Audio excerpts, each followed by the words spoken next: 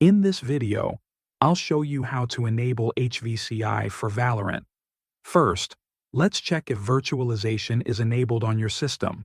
Click on the search bar at the bottom of your screen and type Run.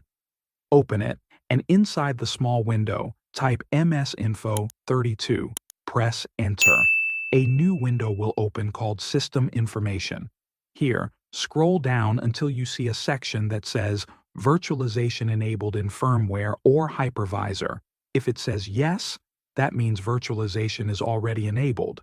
If it says no, you may need to enable it in your BIOS settings, but we'll continue for now. Next, we're going to check the core isolation settings. Go back to the search bar and type Device Security. Click on it. Under Core Isolation, click on Core Isolation Details. You'll see a switch for memory integrity. If it's turned off, go ahead and turn it on.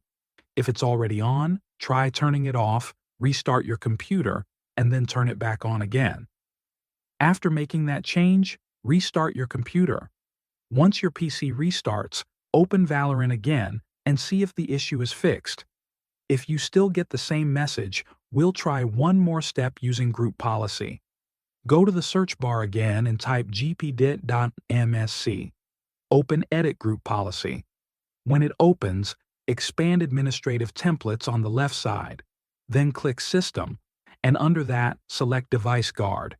In the right pane, find the option called Turn on Virtualization-Based Security. Double-click it, choose Enabled, then click Apply, and then OK. Close the window and restart your computer one more time.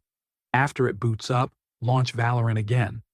At this point, the HVCI requirement should be enabled, and the game should start without any issues. That's it. Thanks for watching.